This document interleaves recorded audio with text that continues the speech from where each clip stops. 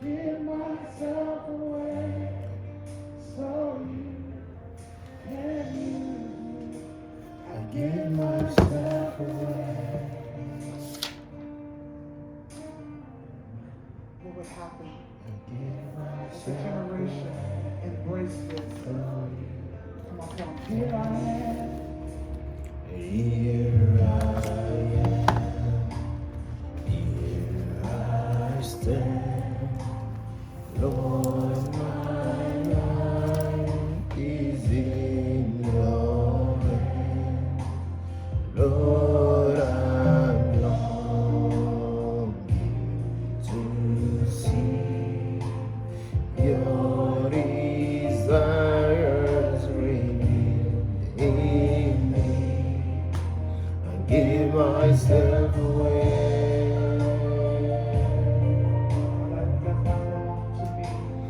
Give myself away to be used by you, so you can use me.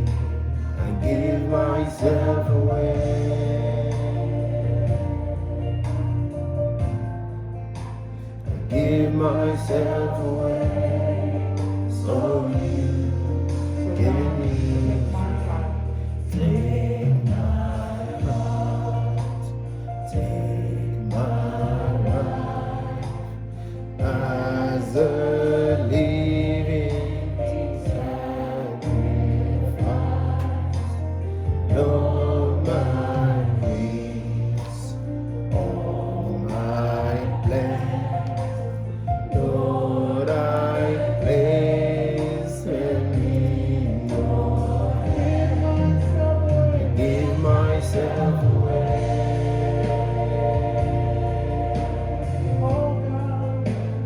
Give myself away so you can use me. Give myself away.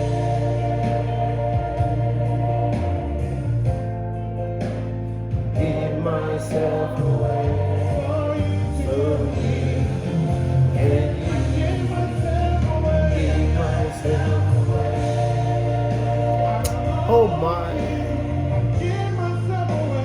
Give myself away so you can use me. I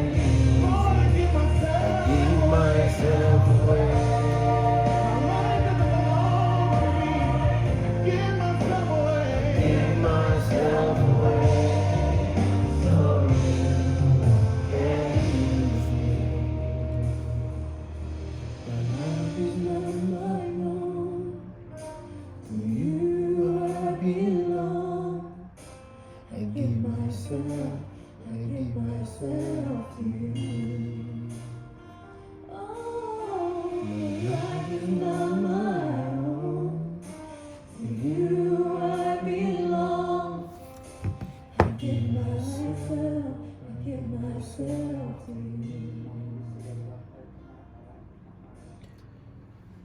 Que Dieu vous bénisse richement, abondamment, de sa présence, de sa sagesse, de son intelligence, de son être tout entier. Que Dieu vous bénisse. Shalom particulier à vous, à ceux qui sont, peut-être qui nous suivent pour une première fois. Je vous salue, je suis Frère Étienne. Voilà, et je vous dirais juste que vous êtes à l'endroit correct, à l'endroit approprié, et que Dieu vous bénisse. Voilà, j'espère qu'on va passer de beaux moments dans sa présence et autour de ce sujet-là qui m'a été inspiré non seulement dans le cours de nos prédications sur les fondements de la foi chrétienne, mais aussi d'une partie de ma vie en quelque sorte. Voilà, et je pense que c'est quand même bienvenu, et par là je peux comprendre que Dieu fait concourir toutes choses pour sa gloire et pour le bien de ceux qu'il aime. Voilà, et on va sans plus tarder, je ne sais pas s'il faut lire la parole d'abord, il vous faut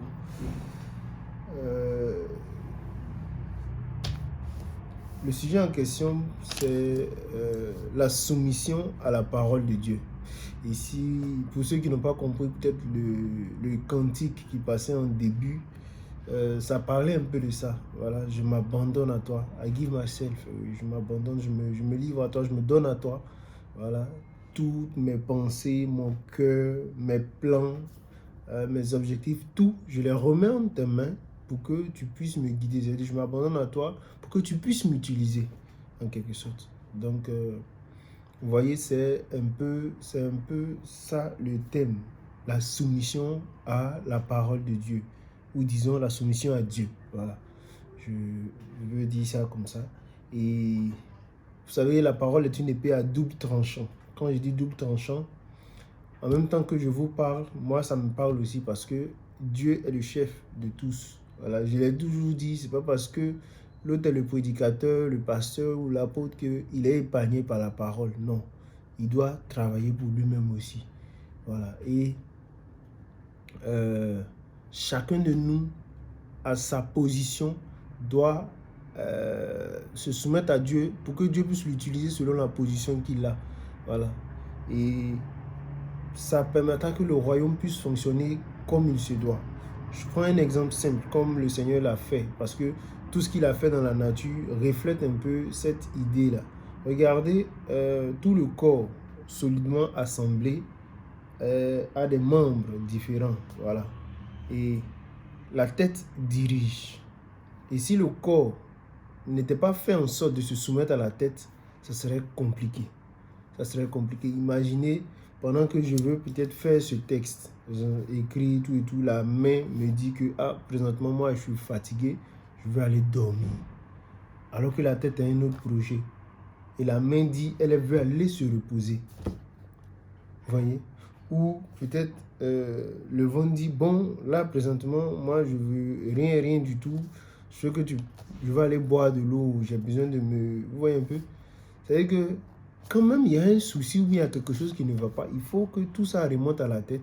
Et lui qui a soin du corps, qui a soin de tous, saura attribuer à chacun selon ses priorités, selon l'importance.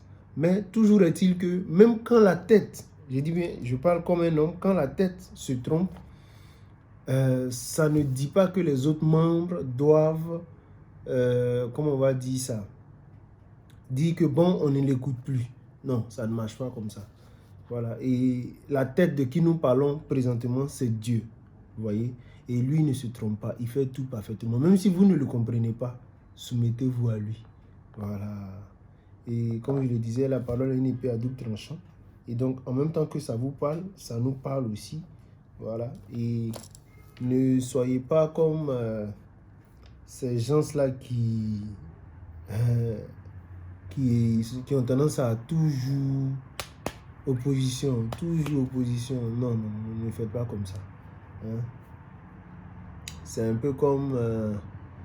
et puis, une autre partie, j'espère que vous me suivez dans ce que je dis. Ne vous inquiétez pas, je cherche l'inspiration pour entrer dans le sujet.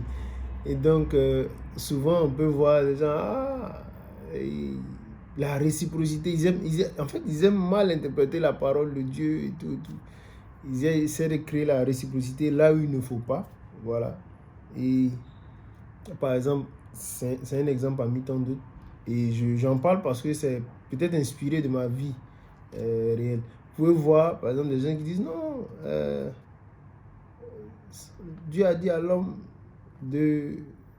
à la femme de respecter l'homme et de se soumettre à l'homme. Et vous allez voir certains qui vont dire non, mais c'est que tu dois aussi respecter ta femme, tu dois te soumettre à ta femme, tout et tout. Voilà. Ça, c'est parce que la parole dit. Vous voyez, il ne faut pas mélanger les choses. Voilà.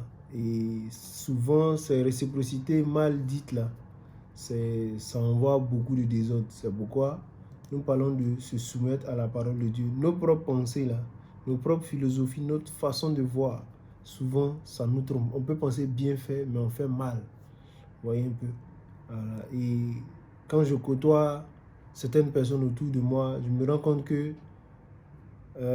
franchement, la parole de Dieu est une boussole. Sans quoi, avec toutes ces philosophies-là. Hein, telle à sa culture, telle à sa coutume, telle à sa façon de voir, tout et tout. Avec quoi? C'est qu'on allait tâtonner. Et généralement, quand vous voyez des gens s'unir, c'est qu'ils voient les choses d'une même manière. Voilà. Et pour continuer sur notre sujet, pour parler un peu pour le bon fonctionnement des choses du royaume de Dieu, si vous êtes en Christ, bien sûr, parce que c'est pourquoi on a parlé d'abord de la nouvelle naissance. Ensuite, si vous êtes en Christ, pour le bon fonctionnement des choses du royaume, pour votre, je dirais, pour être en accord avec les lois du royaume de Dieu, la chose sur laquelle on va insister, c'est la soumission à la parole de Dieu. Je pourrais peut-être ne pas terminer la prédication aujourd'hui. Je ferai une deuxième partie, c'est pas un problème, mais j'insiste là-dessus. C'est quelque chose que vous devez vraiment, vraiment comprendre. C'est très important, la soumission à la parole de Dieu.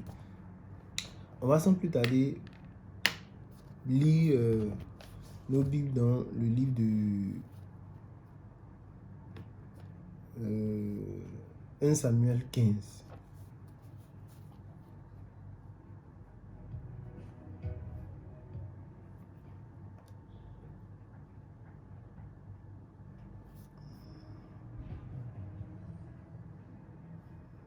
Samuel 15.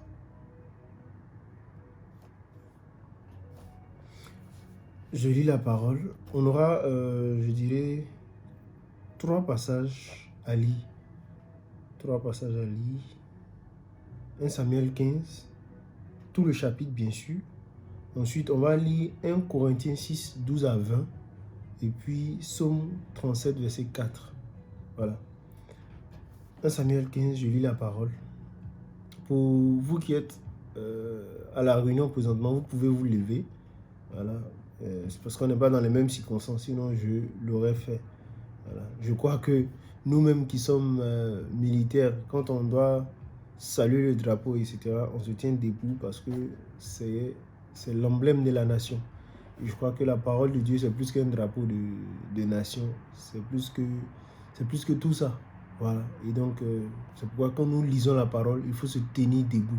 Si vous ne le faisiez pas, c'est pas grave. Maintenant, vous êtes informés. Donc, tenez-vous debout et lisons la parole. Samuel dit à Saül, c'est moi que l'Éternel a envoyé pour t'oindre roi.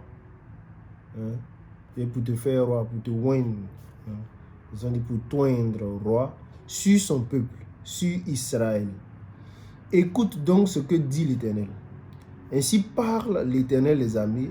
Je me souviens de ce qu'Amalek fit à Israël lorsqu'il lui ferma le chemin à la sortie d'Égypte. Va maintenant, frappe Amalek et dévoue par interdit tout ce qui lui appartient.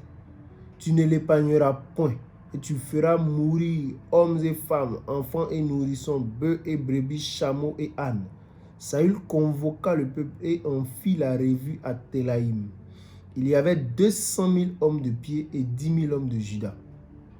Saül marcha jusqu'à la ville d'Amalek et mit une embuscade dans la vallée. Il dit aux Kéniens, allez, retirez-vous, sortez du milieu d'Amalek, afin que je ne vous fasse pas périr avec lui. Car vous avez eu de la bonté pour tous les enfants d'Israël lorsqu'ils montaient d'Égypte. Et les Kéniens se retiraient du milieu d'Amalek. Saül bâtit Amalek depuis Avila jusqu'à Skour, qui est en face de l'Égypte. Il prit vivant Agag, roi d'Amalek, et il dévoua par interdit tout le peuple en le passant au fil de l'épée. En français, ça veut dire ils les ont égorgés, ils les ont tués. Tout le peuple. Mais Saül et le peuple épargnaient Agag et les meilleures brebis, les meilleurs bœufs, les meilleures bêtes de la seconde portée et les agneaux gras. Tout ce qu'il y avait de bon. Il ne voulut pas le dévouer par interdit et il dévouait seulement tout ce qui était méprisable et chétif. Vous savez pourquoi j'insiste sur ce passage-là? Je vais relire ce que Dieu a dit à Saül d'aller faire. Verset 3 de 1 Samuel 15. On va lire ensemble puis on va continuer. va maintenant, frappe Amalek et dévoue par interdit tout ce qui lui appartient. C'est-à-dire, lui, il faut le tuer. Quelque chose me vient à l'esprit. Mais Dieu est amour, non? Comment Dieu peut envoyer quelqu'un pour tuer quelqu'un? Apprenez à vous soumettre à la parole de Dieu, à la volonté de Dieu. Vos raisonnements, là, ça ne va jamais vous aider. Vous comprenez? Le sujet qu'on est en train de traiter, il est profond. Hein? Il n'est pas simple. Non. Dans les 10 commandements, Dieu a dit, tu ne tueras point, tu ne feras point, C'est-à-dire toi-même volontairement. J'explique un peu en fait pour que vous puissiez comprendre la profondeur de la parole de Dieu. Toi-même volontairement te lever pour aller tuer quelqu'un là. Tu n'as pas ce droit-là. Mais si Dieu te dit, hey, ton épouse qui est là, il faut la tuer. Je prends un exemple comme ça en fait pour que ça, vous compreniez, ça va vous choquer, vous allez comprendre. Si Dieu te dit, ton épouse qui est là, il faut la tuer. Là, tu dois obéir. Il ne faut pas mettre tes émotions, il ne faut pas mettre tes sentiments. Tu dois obéir. J'espère que vous comprenez ce que ça veut dire. Il dit, va maintenant, frappe Amalek. Parce qu'en faisant ça, tu ne fais pas ça de toi-même, de ton propre chef. Mais là, c'est Dieu qui t'a donné l'ordre. C'est différent. Mais quand tu te lèves et tu fais sans que Dieu t'ait dit de faire, c'est là qu'il y a problème. C'est pourquoi ne soyez pas ceux-là qui veulent marcher selon des credos. Non, ça là, on ne fait pas. Hein, c'est fini. Hein. Se soumettre à Dieu, c'est marcher sous la conduite du Saint-Esprit, obéir à Dieu, obéir à sa parole. Selon la circonstance, peu importe, mais c'est lui obéir. Et non pas faire votre propre volonté ou bien ce que vous pensez juste.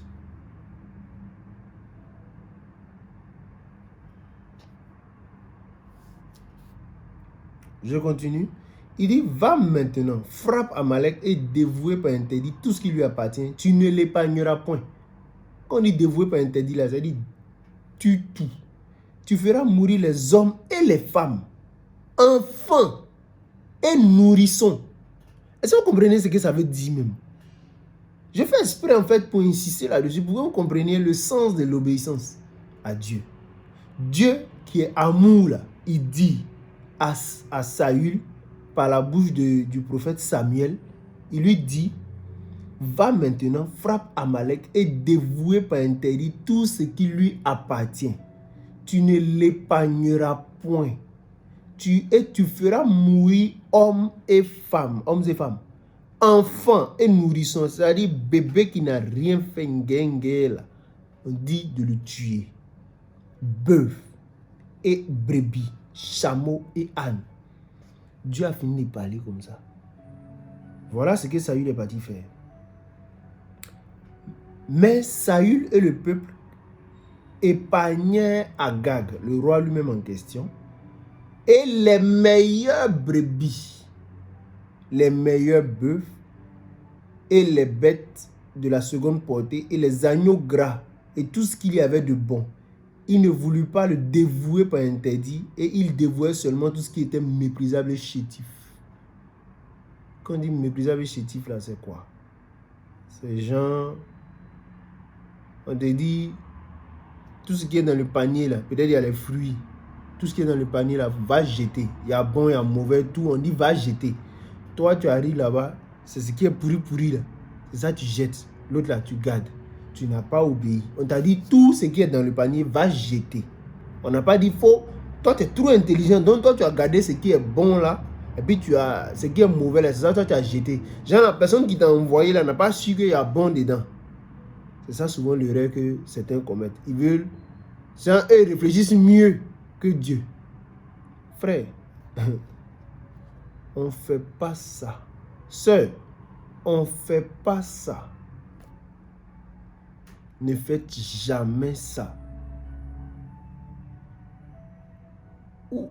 Je parle à ceux qui sont nés de nouveau. Je ne parle pas à ceux qui sont limités à la justification. Non, on est sauvé. Même si on ne respecte pas les commandements, on est sauvé. Il cabote. Ça, tu es encore un enfant. Tu as besoin de naître de nouveau. Tu es encore petit. Il faut chercher la sanctification, la purification des désirs de ton cœur. Après ça, cherche le baptême du Saint-Esprit pour ta nouvelle naissance. Si tu ne comprends pas ce que je dis, retourne à la prédication sur la nouvelle naissance. Pour les nouvelles personnes, Que Dieu vous bénisse. Demandez aux frères de vous donner la bande sur la nouvelle naissance ou alors de revenir dessus pendant quelques jours en semaine pour que vous puissiez davantage saisir et comprendre. Donc, je m'adresse à vous qui êtes nés de nouveau, à vous qui avez compris que le message des frères Branham, là, c'est ce qui va mener l'homme dans la perfection pour qu'il aille dans l'enlèvement. C'est à vous que je m'adresse. À vous là qui voulez suivre Dieu dans toute la vérité pour être des fils de Dieu manifestés. À vous là qui voulez aller dans l'enlèvement. À vous là qui voulez vivre heureux sur terre ici là. Vous, c'est à vous que je m'adresse. Ne faites jamais ce que Saül et le peuple ont fait. Je continue. Et vous allez le remarquer. L'Éternel adressa la parole à Samuel et lui dit: je me répands d'avoir établi Saül pour roi, car il se détourne de moi. Quand on dit se détourne de moi, est-ce que Saül, yeux clairs, c'est-à-dire lui va voir Dieu, Dieu va lui parler, et puis il va dire: oh, Jean va se détourner de Dieu. Est-ce que Saül peut faire ça? Il n'est pas garçon. Toi-même, Dieu t'y rend dans sa présence. Aïe, l'humilité. Demandez à Israël. Ils étaient là, comme ils voyaient Moïse, ils voyaient l'homme. Quand tu regardes, oui, tu vois ses yeux, on dirait chinois. Et sa moustache, oui, peut-être tu l'as déjà vu s'amuser devant toi. Donc, pour toi, c'est un homme. C'est pas ça. Donc, quand il parle là, oh, il dit quoi même? Ça, c'est lui. C'est comme ça qu'Israël faisait. Parce que tu me regardes, tu penses que c'est l'homme. C'est comme ça qu'Israël faisait vis-à-vis de Moïse. Et quand Dieu lui m'a dit, il va leur parler là, il est descendu sur la montagne. Le spectacle qui était là, ce qui se passait là, même les animaux qui étaient un peu loin mouraient. Le peuple a dit: pardon, si vous voulez vérifier ça, vous pouvez partir dans Deutéronome 18. Je pense qu'on en parle là-bas, là où il parle de pourquoi on doit écouter les prophètes là. Voilà, il revient sur le sujet. Et donc, excusez. Et donc, le peuple là-bas a compris que parler avec Dieu, là, ça ne va pas les aider. Et Dieu, depuis ce temps-là, a dit: je vais vous parler par des prophètes. Il utilise toujours un homme pour parler à son peuple. Et même pour la rédemption, c'est un homme qui va vers un homme. Parce que Dieu, dans son arrière-pensée, voulait devenir un homme. Jésus-Christ en est la preuve. Aujourd'hui, dans le temps où on vit, là, Dieu, la parole de Dieu même vous parvient par qui? Par un homme. C'est un homme qui vous apporte la parole de Dieu. Si quelqu'un ne vous avait pas invité à l'église, si quelqu'un n'avait pas ouvert la bouche un jour pour vous parler de Dieu, vous ne saurez pas qui est Dieu. C'est pourquoi Jésus dit: celui qui vous reçoit, me reçoit. Et celui qui me reçoit, reçoit celui qui m'a envoyé. Donc faites attention. Faites attention. Bref, je continue. J'étais en train de dire que quand on dit Saül s'est détourné là, on n'est pas en train de dire que Saül a fait comme ça. Il ne peut pas faire ça devant Dieu, ce n'est pas possible. Mais quand Samuel a fini de lui parler là, c'est que lui-même son cœur voulait là. C'est ça qu'il allait faire. C'est ça on dit, c'est détourner de Dieu. C'est-à-dire que tu entends, il ne voit pas quelqu'un à qui on va dire: est-ce que si Dieu te parle, tu ne vas pas écouter? Je ne vois pas une seule personne qui va lever la main pour dire: moi, si Dieu me parle, n'écoute pas. Il n'y en a pas. Mais comment tu montres que si Dieu te parle, tu n'écoutes pas? C'est quand Dieu te dit ça là, voilà ce que tu dois faire. Et tu réfléchis. Tu trouves toutes les raisons possibles pour finir par faire autre chose que Dieu t'a demandé. C'est ça on dit, c'est détourner. C'est ça on dit, ne pas écouter la voix de Dieu. Et comme si ça ne suffisait pas, c'est pas comme David par exemple, où tu finis de faire et puis tu sais que tu as mal fait, tu te répands. Hein. Mais tu penses que toi, tu as bien fait. C'est ça même qui est mauvais. Parce que ça, c'est un esprit rebelle à la parole. Vous voyez un peu? Alors que l'erreur, c'est-à-dire une faute d'un fils de Dieu, il sait que ça, c'est juste. C'est ce qu'il doit faire. Et en faisant, il a mal fait. Ou bien peut-être, un peu comme David, je prends son exemple. Je ne sais pas si j'ai noté ça ici. On pourra le voir dans la suite. Où il a pris Bathsheba, tout et tout. Et puis ils sont venus lui demander, mais... Voilà, on prend un exemple. Si un homme a beaucoup de brebis et qu'il reçoit un invité et il doit tuer un brebis, il s'en prend pour son voisin qui a une seule brebis là, pour tuer, pour recevoir son invité, il est comment? David dit: mais ça, c'est pas un homme qui est bien. Non, un homme comme ça, on doit le tuer. Il dit: ah, c'est là, je ne sais pas si c'est Nathan bien qui lui a dit, cet homme-là, c'est toi. Quand il a entendu ça, ça a tiqué. Il est tombé sur sa face, il a comme ça s'est repenti en même temps. Il a compris que Dieu avait vu ce qu'il avait fait dans le secret. Vous voyez un peu. Voilà. Parce qu'il avait pris la femme d'Uri et il avait fait tuer Uri. Et c'était ça. Et là, vous avez vu, après ça, il a demandé pardon à Dieu. Dieu n'a qu'à épargner l'enfant. Le premier enfant est mort. C'est le deuxième qui était Salomon. Voilà. Bref. Si vous voulez savoir toutes ces choses, lisez 1 Samuel, 2 Samuel, les chroniques. Bref. Donc, je continue. L'Éternel Dieu adressant la parole à Samuel et dit, je me répands d'avoir établi Saül pour roi, car il se détourne de moi et n'observe point mes paroles. Samuel fut irrité et il cria à l'Éternel toute la nuit. C'est-à-dire que Samuel même s'attendait même pas à ce que Saül puisse faire un truc comme ça. Excusez, la prédication a déjà commencé. C'est lecture du passage. Vous pouvez vous asseoir si vous êtes toujours encore debout. Excusez-moi. Peut-être que d'autres sont déjà assis. Souvent, ça arrive. Hein? Vous pouvez vous asseoir. Vous pouvez vous asseoir. Hein? Parce que je pense que ça va prendre un temps. Si je lisais directement pour avancer, c'était encore mieux. Mais je commente en même temps. Donc, quand c'est comme ça, c'est un peu long. Asseyez-vous, continuons.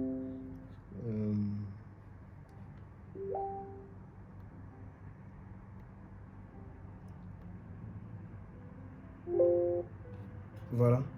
Donc, Samuel fut irrité. C'est-à-dire qu'il s'est énervé même. Oh, vraiment. Comment ce gars-là a pu déconner? Et il a demandé pardon à Dieu. Pardon. Parce que c'est Dieu qui l'a envoyé vers le gars-là. Si le gars l'a mal fait, c'est un peu comme si c'est sa faute, d'une part. Donc, il demandait pardon à Dieu. Et verset 12. Il se leva de bon matin pour aller au devant de Saül. Et on vint lui dire, Saül est allé à Carmel. Et voici, il s'est érigé un monument. C'est-à-dire, il est parti adorer. Puis, il s'en est retourné. En passant plus loin, il est descendu à Gilgal. Samuel se rendit auprès de Saül. Et Saül dit, sois béni de l'Éternel. C'est-à-dire qu'il a fini de déconner. Et c'est lui qui joue les ouins. Genre, c'est un peu comme les malos là. Un frère de mauvaise vie, quand il te voit, ouais bro, c'est comment? Que Dieu te bénisse. Shalom. Je connais, on a connu un frère comme ça. J'oublie son nom. Peut-être que... Voilà. Bon, vous ne le connaissez pas. Donc, en fait, j'appréciais bien le frère. Il était amusant, beaucoup à apprendre, tout et tout. Voilà. Bon, je ne dis pas son nom, c'est pas bien grave. Et il te voit comme ça, il est loin, il est haut, alors que c'est un fouteur de troubles. Oh. Donc, il dit, sois béni de l'Éternel. J'ai observé la parole de l'Éternel. Bon, qui t'a demandé quelque chose? Il se lève lui seul, sois béni de l'Éternel. J'ai observé la parole de l'Éternel.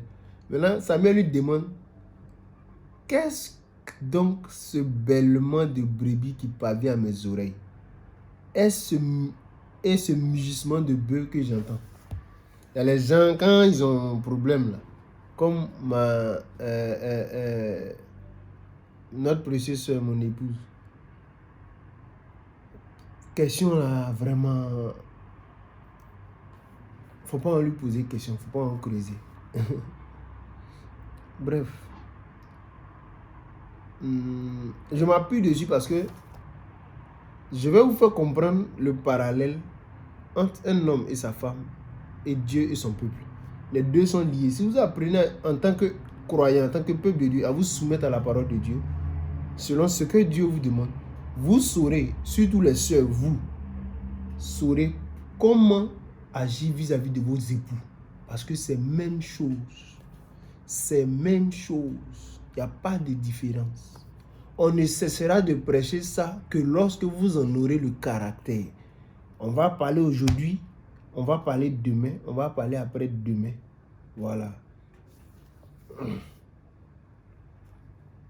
Donc, les hommes, vous devez vous soumettre à Christ, à sa parole. Parce que vous devez apprendre à aimer comme Christ a aimé l'Église. Donc, Vous devez copier sur lui, sur son attitude, sa façon de faire. C'est très important. Vous, les femmes, vous devez copier sur l'attitude de l'Église vis-à-vis de Christ. C'est comme ça que vous pouvez vous soumettre à Dieu et à vos époux. Je parle pour vous qui êtes mariés et pour vous qui n'êtes pas encore mariés. Frères et sœurs, ça vous concerne. Parce que les deux là sont liés. Si quelqu'un connaît le passage d'Éphésiens 4, il va voir. On parle là-bas, on dit, femmes, soyez soumises à vos maris comme l'Église est soumise à Christ, etc. Et Marie, aimez vos femmes comme Christ a aimé l'Église. Donc, c'est un type. Alors, si vous comprenez très bien le sujet de la soumission à Dieu, vous comprendrez comment les choses doivent se passer dans le foyer. C'est très important. Ne pensez pas que c'est juste pour être bien à l'église. Non, ça vous suit partout.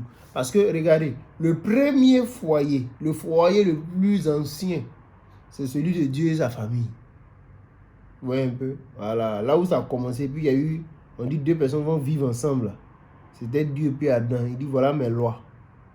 Tu obéis, tu as la vie. Tu désobéis, tu meurs. Le jour où tu mangeras, tu mourras. Adam a entendu. Il a trouvé des raisons, il a fait autre chose. Donc, homme, toi aussi, tu dois obéir à Dieu. Tu n'es pas épargné. Donc, tu dois apprendre ce que c'est que la soumission à la parole de Dieu. Ça, c'est clair. Femme, tu dois obéir à ton mari. Donc, tu dois apprendre ce que c'est que la soumission à la parole de Dieu. Non seulement tu dois appeler à Dieu, mais aussi tu dois te soumettre à ton mari. Si tu es marié ou si tu envisages te marier. Je continue. Saül répondit, ils les ont emmenés de chez les Amalécites parce que le peuple a épargné les meilleures brebis et les meilleurs bœufs afin de les sacrifier à l'Éternel ton Dieu. Et le reste, nous l'avons dévoué par interdit. Quel bon reste. C'est ce qui était chétif. Samuel dit à Saül, arrête et je te déclarerai ce que l'Éternel m'a dit cette nuit. Et Saül dit, parle. Samuel dit, lorsque tu étais petit à tes yeux, n'es-tu pas devenu le chef des tribus d'Israël? Quand tu étais petit à tes yeux. Et l'Éternel ne t'a-t-il pas oint pour que tu sois roi sur Israël? L'Éternel t'avait fait partir en disant, va, aidez-vous par interdit ces pécheurs, les Amalécites. Tu leur feras la guerre jusqu'à ce que tu les aies exterminés. Pourquoi n'as-tu pas écouté la voix de l'Éternel?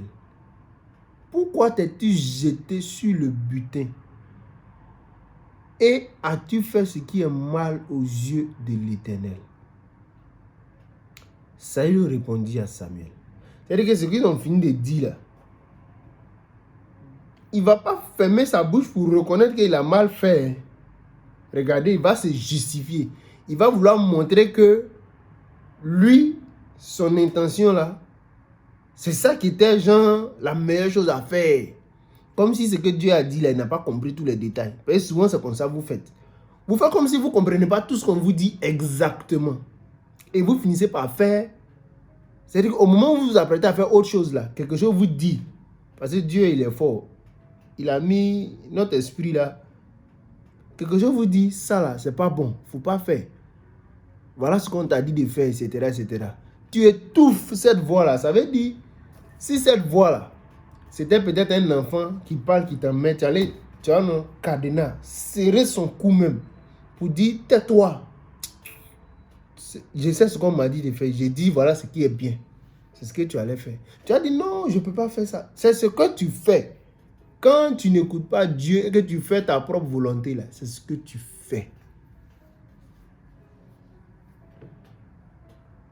Tu étouffes la voix de ton propre esprit. Cocota dessus. Tais-toi. C'est ce qu'il a dit là qui est bon. C'est ce que tu fais. Regardez. Il répond, Saül répondit à Samuel, j'ai bien écouté la voix de l'Éternel et j'ai suivi le chemin par lequel il m'a envoyé à l'Éternel. J'ai amené Agag, roi d'Amalek. On ne t'a pas dit de l'amener, on dit de le tuer. Ça c'est un. Et j'ai dévoué pour interdire les Amalécites. Oui, ça tu l'as fait. Vous avez vu? Un mensonge là, un mensonge, c'est pas 100% faux. C'est un peu vrai et puis un peu faux. C'est ça on dit un mensonge. Quand Dieu parle, Dieu est précis. Dieu dit, eux tous, bêtes, enfants, nourrissons, quoi. C'est-à-dire que pour que même ça soit clair, là, il dit nourrissons. Tu, eux tous, dévoués par interdit. Lui vient, j'ai emmené Agag, roi d'Amalek. J'ai dévoué par interdit les Amalécites. Mais, là, il se met de côté. Mais le peuple a pris sur lui le butin. Le peuple, c'est qui? Tu es leur roi, mais tu n'es pas leur roi. Tu connais la parole de l'Éternel, mais tu ne connais pas la parole de l'Éternel. Ça, je m'adresse à tous ceux qui sont prédicateurs.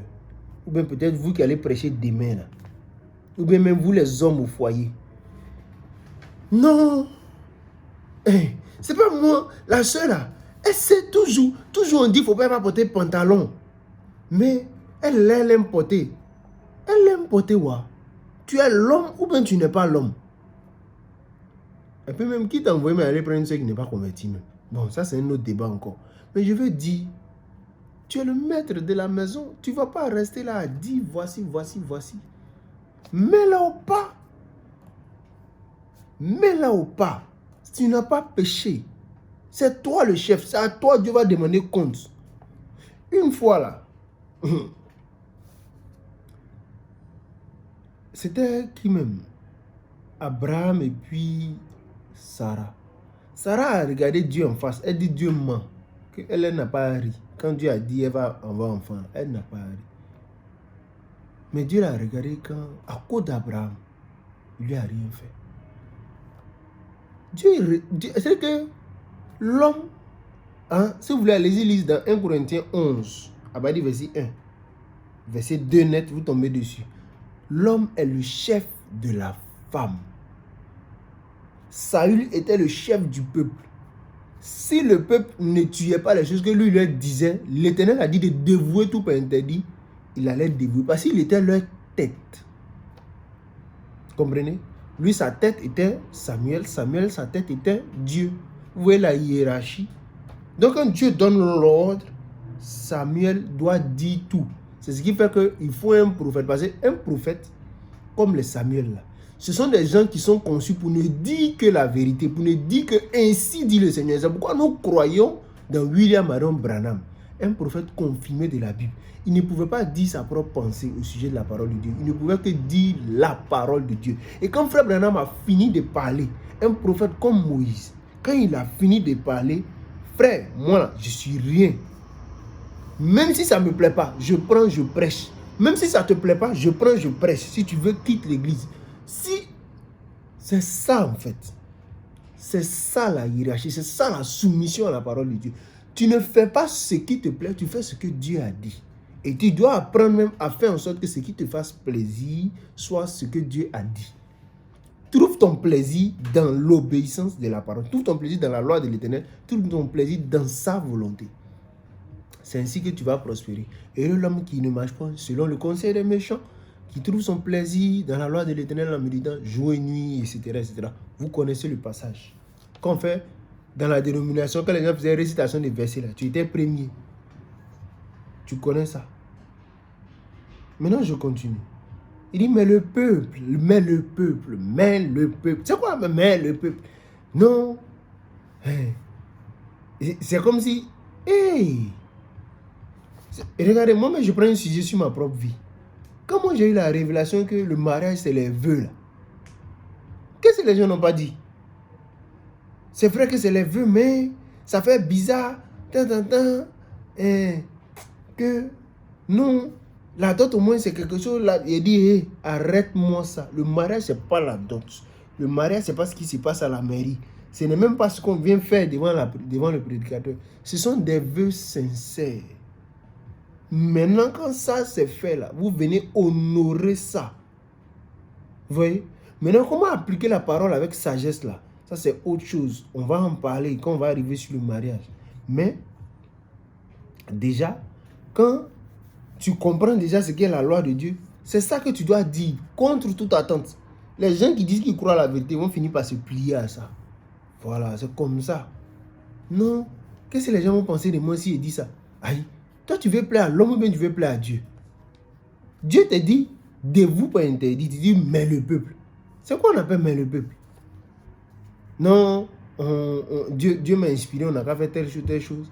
Mais les frères là, ils ne voulaient pas qu'ils se fâchent. Sinon, c'est quoi on appelle, ils ne voulaient pas que les frères se fâchent. Soit les frères croient ou ils ne croient pas. Et frère, excusez-moi, hein, c'est pas parlable quoi. Mais je veux dire, où on est arrivé là, vous me faites confiance, on avance ensemble. Ou alors si vous ne me faites pas confiance, vous pouvez quitter l'assemblée. Avec vos raisons, vous les énumérez clairement, on ne pourra pas vous empêcher. Mais nous, on veut s'en tenir à la parole. On veut prêcher le message du frère Branham. Même si ça va contre notre propre vie, même si ça nous condamne. Mais on veut s'en tenir à la parole. On veut prêcher un prédicateur, un bon prédicateur. Même si lui-même, sa vie n'est pas encore conforme à la parole. Il doit dire ce que la parole dit. Voilà, jusqu'à ce que lui-même, il vive la parole. Parce que ça aussi, c'est la meilleure prédication. Quand tu vis ce que tu prêches, c'est la meilleure prédication.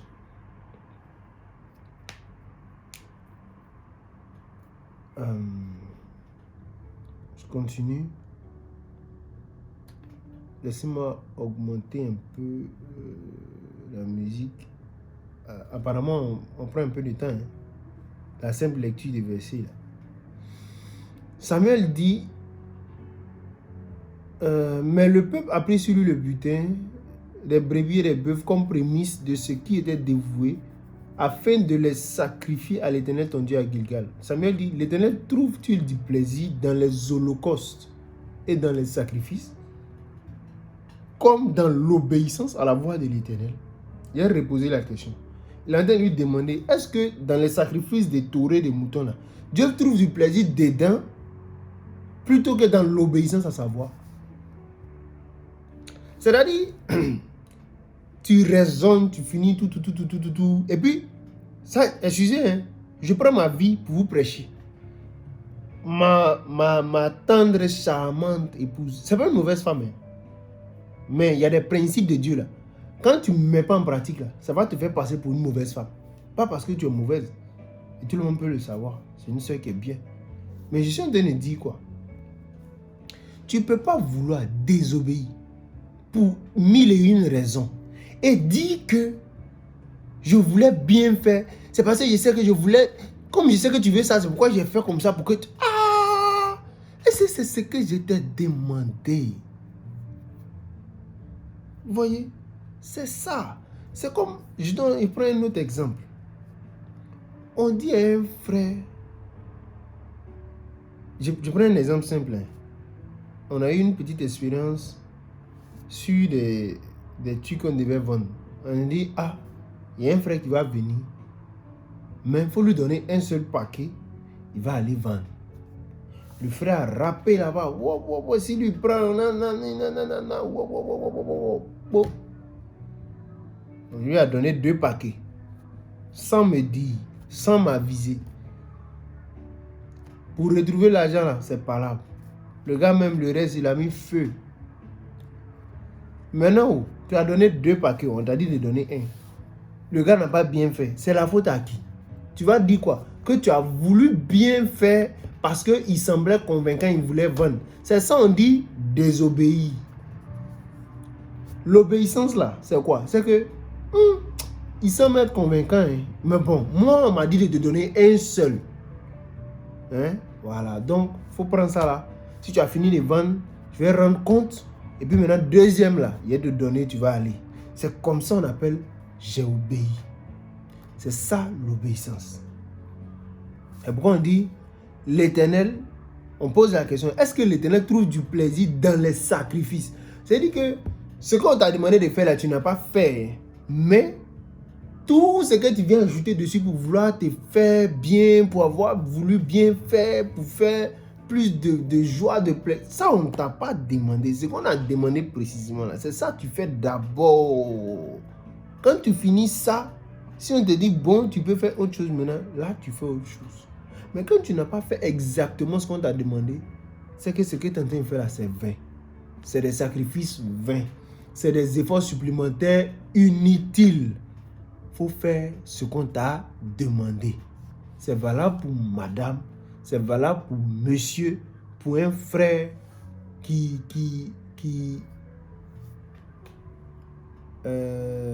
c'est comme, il y a une histoire qui me vient à l'esprit.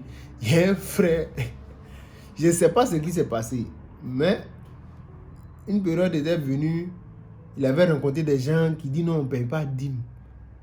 Et que c'est rentré ici, c'est sorti ici, que c'est mieux pour la dîme, là, on ne paye pas. Il faut payer quoi là même là? Genre, il faut donner selon son cœur. Que si tu ne veux pas donner 10%, tu peux donner même 90%. Tout dépend de toi. Il dit, mais tu peux donner 90%, mais tu ne peux rien donner aussi. Parce que si tu dis on ne paye pas de dîme, ça veut dire que à ce niveau-là, pour soutenir le pasteur, tu fais comme tu veux. Ce n'est pas la parole. La parole dit, ton revenu là, il faut donner 10%. 10%, c'est 10%. Quand tu as fini de donner 10%, là, si tu veux ajouter dessus, il faut donner. Mais pas moins, pas plus d'abord. Tu mets ça de côté. Tu as eu un revenu. Si tu fais du commerce, tu as enlevé ton capital, le bénéfice, tu payes ta dîme dessus. Quand tu finis de payer ça, si tu veux maintenant ajouter là, ça dépend de toi. Mais il ne faut pas dire, non, la dîme n'est plus d'actualité, c'est rentré, c'est sorti ici. Tu as vu ça où? Abraham même était avant la loi, il payait dîme. Quand la loi est venue, on a dit dîme. La grâce est venue, on dit dîme encore. Quand on parle de Melchisedec, ça ne vous dit rien. Quand Paul vient et puis il dit, Lévi était dans les reins d'Abraham, il a payé la dîme pendant que Abraham payait la dîme à Melchisedec. Jésus-Christ est un roi, un sacrificateur selon quel ordre? Selon l'ordre de Melchisedec, ça devait vous pincer la conscience. Qui vous raconte qu'on ne paye plus dîme? C'est n'importe quoi. Comme peut-être on va arriver sur le sujet, on va peut-être le traiter de fond en comble. Sinon, on paye la dîme. Et si tu ne la payes pas, tu désobéis à Dieu. Si tu veux, il faut prendre ton salaire. Je dis ça souvent aux frères. Je dis, si vous voulez, prenez votre salaire complet. C'est-à-dire, tu es trop gentil. Tu aimes ton pasteur. Pasteur. Non, tu es trop loin, pasteur. Et puis tu prends ta dîme. Et il dit ta dîme encore, tout ton salaire, tu t'en vas lui donner. Tu aimes ton pasteur, tu lui donnes. Tu as volé Dieu. Tu n'as pas payé ta dîme. Enlève ta dîme d'abord. Quand tu finis d'enlever ta dîme, le reste là, si tu veux, il faut donner tout à ton pasteur. Ça dépend de toi maintenant. Mais si tu prends tout avec ta dîme, tu te vas donner comme ça, tu as volé Dieu. Il ne faut pas faire ça.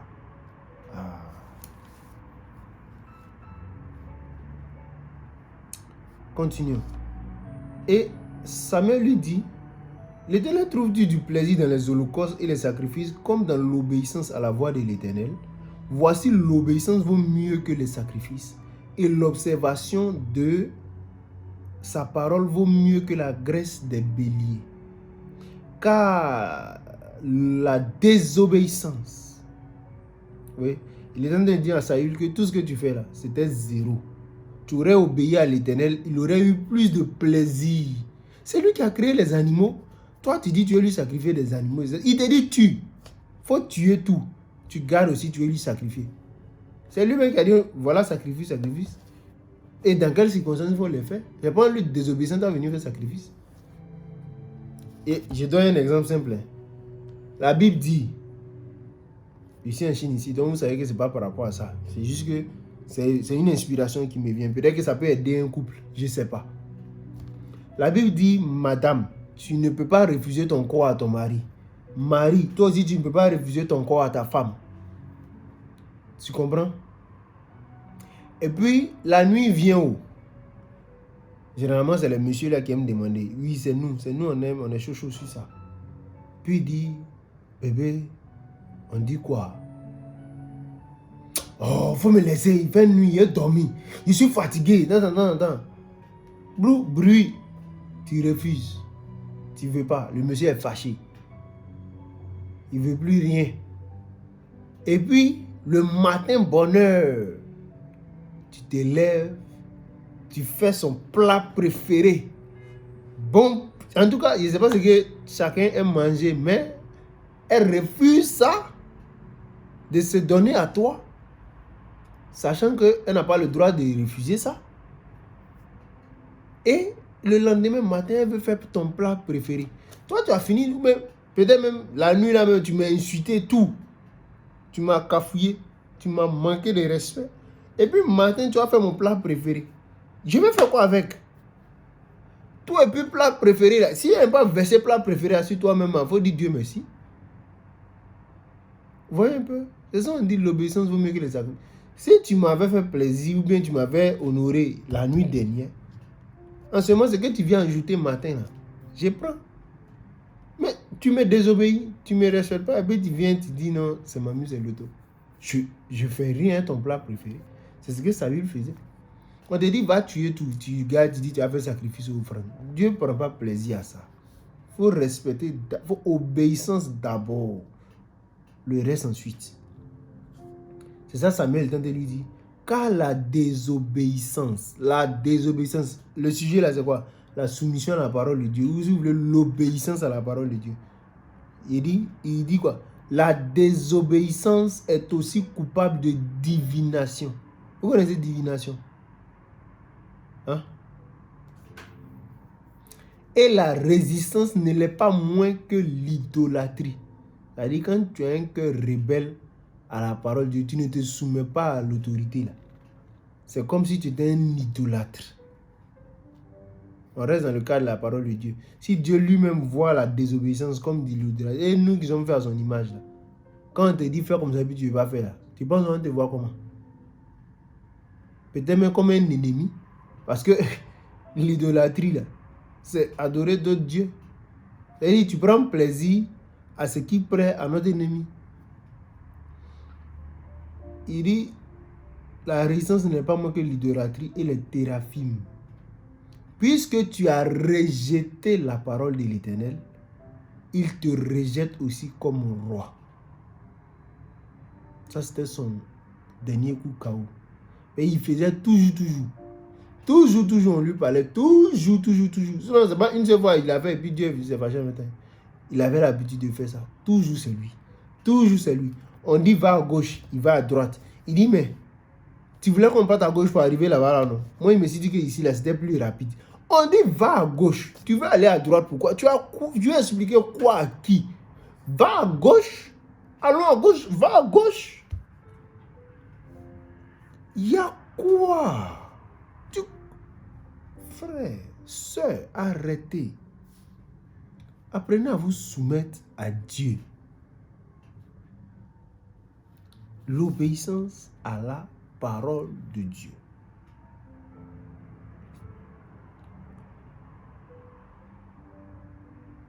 Je continue. C'est quand son intérêt a été braque. C'est-à-dire que quand Dieu a tapé sur ce qui lui plaît là, vous savez ce qui lui plaît? La royauté. La gloire d'être roi là. C'est ça. Or, toutes ces choses-là, Dieu nous donne ça pour l'honorer. Maintenant, toi, Dieu t'a donné une position. Et puis, ton attitude là déshonore Dieu. On parle, tu ne comprends pas. Il parle, tu ne comprends pas. On t'a averti, ça ne rentre pas. C'est quand tu vas perdre ta position que tu vas te ressaisir ou bien c'est quoi?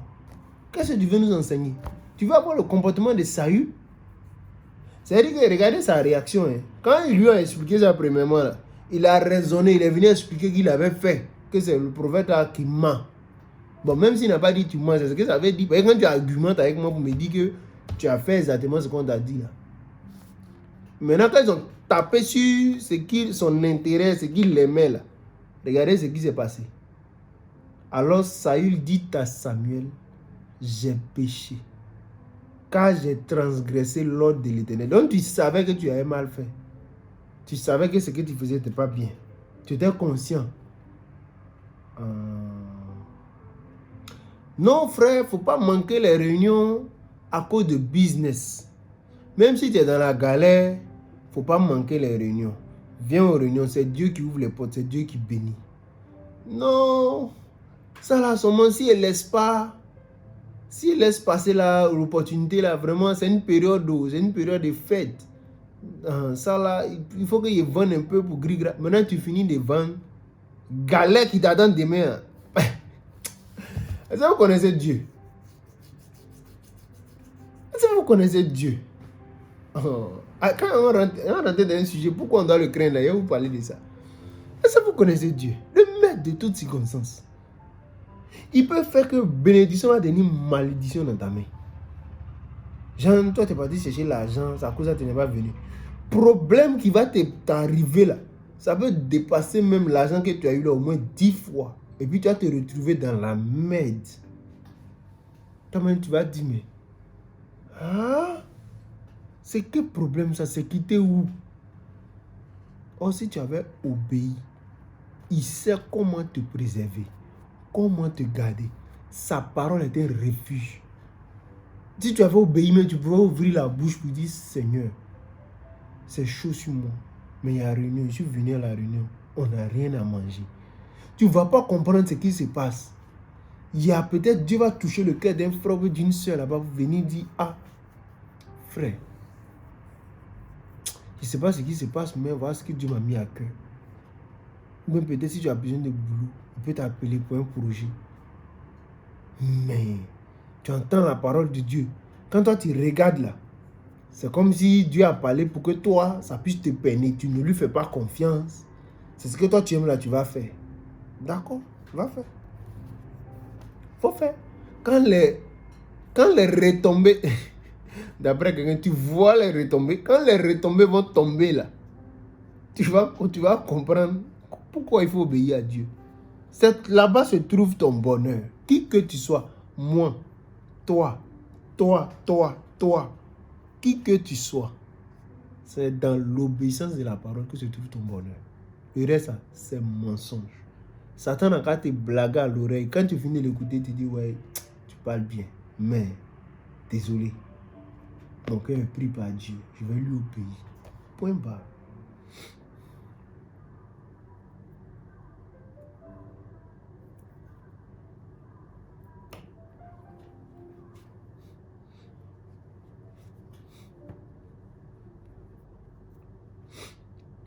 Saül dit à Samuel, j'ai péché quand j'ai transgressé l'ordre de l'Éternel. Je n'ai pas obéi à tes paroles. Et il va dire la vérité maintenant. Je craignais le peuple et j'ai écouté sa voix. Maintenant,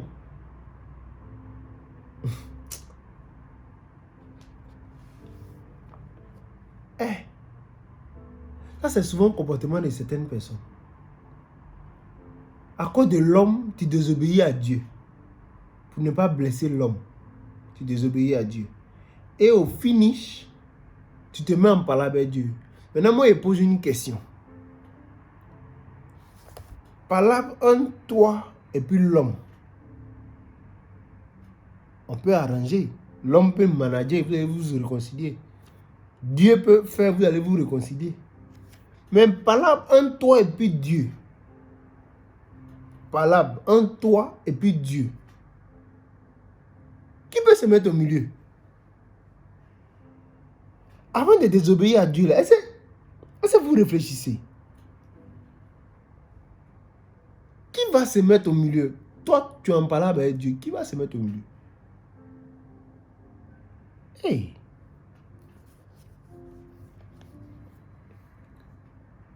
Maintenant, il dit, je craignais le peuple, j'ai écouté sa voix. Écoutez sa voix là. C'est ce qui a mis toujours les gens en problème. Le peuple ici là, hein? Voyez ça comme la femme. Saül ici là, voyez-le comme peut-être le mari. C'est-à-dire toi le mari, tu désobéis à Dieu à cause de ta femme là. Tu es dans le problème. Parce que Dieu va frapper, non? Tu vas sentir ça. Non, c'est la femme. Moi, je ne voulais pas qu'elle se fâche. Hein? Tu es quel genre de garçon? Tu es quel genre d'homme? Tu es quel genre d'homme? Tu ne sais pas diriger ta maison, tu n'as pas autorité dans ta propre maison. Tu vas faire comment pour aider le peuple de Dieu? Non, les femmes, elles sont capricieuses. Mais même là ou pas, si elle n'est pas encore mûre, elle n'a qu'à s'asseoir.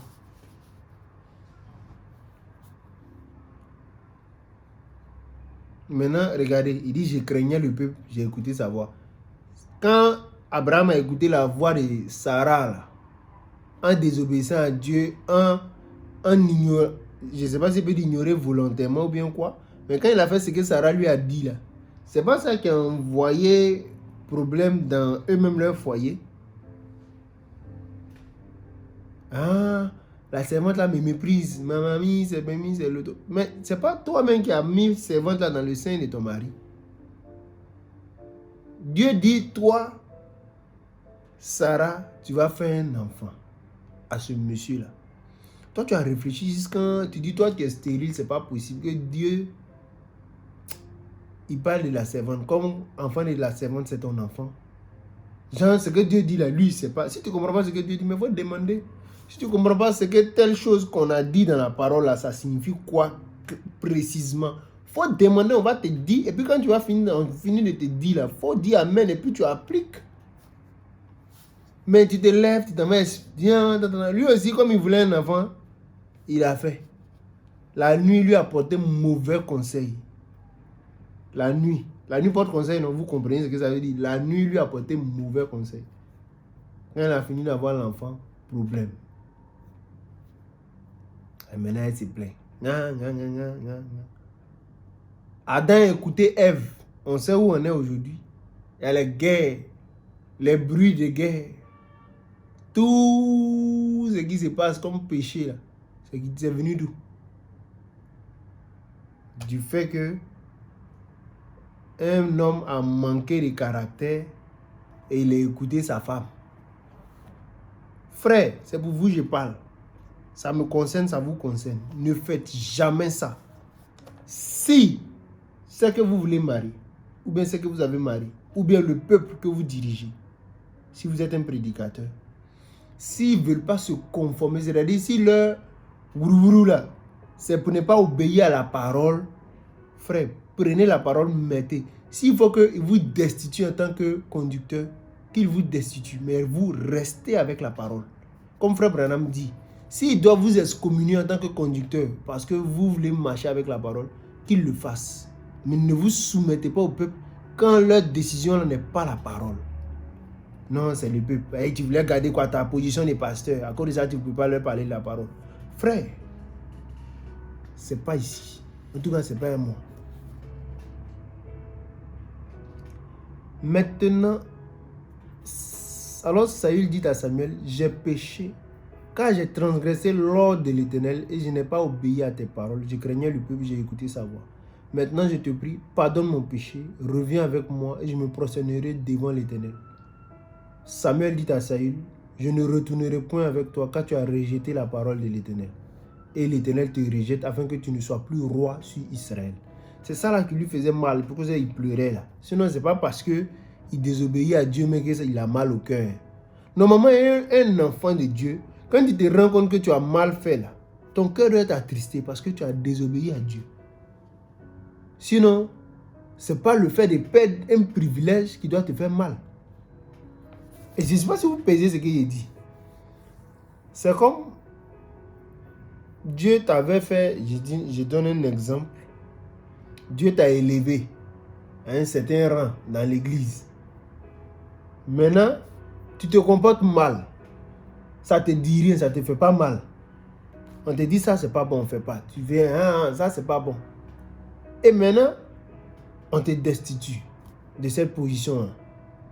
Par les circonstances, Dieu t'abaisse. Et maintenant, c'est là, tu as mal au cœur.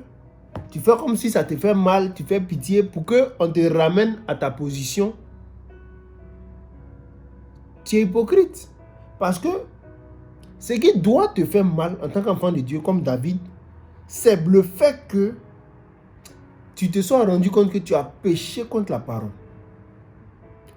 Et non pas le fait d'avoir quitté ta position. Même si tu quittes ta position, même si on t'a mis en bas, que tu as quitté ta position, ce que tu dois faire, c'est de dire, ah, c'est vrai, j'ai quitté ma position, mais en vrai, c'est parce que j'ai déconné. Et aller réparer les choses, même si tu ne vas pas retrouver ta position. Et c'est ce qui est juste à faire. Là, au moins, tu es sincère, c'est vis-à-vis de la parole que tu t'humilies et que j'ai dit que sur mon peuple, ceux qui est invoqué, mon nom, s'humilier, cherche ma face. Voilà. C'est ça en fait qui te pousse à la repentance. Mais pas le fait que tu aies perdu ta position. Parce que Dieu peut t'élever au-delà de ça encore. C'est lui, Dieu qui élève, c'est lui qui abaisse. Donc, soucie-toi du fait que tu ne sois pas obéissant à Dieu. C'est ça qui doit te préoccuper. Sinon, ce que les hommes pensent de toi, les hommes, ça on s'en fout. Soucie-toi du fait que tu ne sois pas obéissant à Dieu. C'est ça qui doit te faire mal. Continuons. C'est un dit encore, j'ai péché, maintenant je te prie, honore-moi en présence des anciens. Vous voyez, c'est ce qu'il disait là. C'est sa place là qui lui faisait mal. Honore-moi en présence des anciens de mon peuple et en présence d'Israël. Reviens avec moi et je me prosternerai devant l'Éternel, ton Dieu. C'est pas son Dieu aussi, oui. Bon, bref. Samuel retourna et suivit Saül. Samuel l'aimait beaucoup. Hein. Et Saül se prosterna devant l'Éternel. Puis Samuel dit, emmenez-moi Agag, roi d'Amalek. Et Agag s'avança vers lui d'un air joyeux. Il disait, certainement, l'amertume de la mort est passée. Jean, il n'avait plus peur de mourir. Samuel dit, de même que ton épée a privé des femmes de leurs enfants, ainsi ta mère entre les femmes sera privée d'un fils. Et Samuel mit Agag en pièces devant l'Éternel à Gilgal. Ce que Saül refusait de faire là, ils ont fait à sa place. Samuel partit pour Rama et Saül monta dans sa maison à Gibéa de Saül. Samuel s'en alla pour voir Saül jusqu'au jour. Samuel n'alla plus voir, voilà. Samuel n'alla plus voir Saül jusqu'au jour de sa mort, car Samuel pleurait sur Saül parce que l'Éternel se repentait d'avoir établi Saül roi d'Israël. Ouais, la lecture était longue. Je me demande même si on pourra continuer. Ça fait déjà combien de temps? On va lire notre deuxième passage. Et s'il faut peut-être parler brièvement, voilà, on le fera. On a tout le temps, on n'est pas pressé. On n'est pas pressé.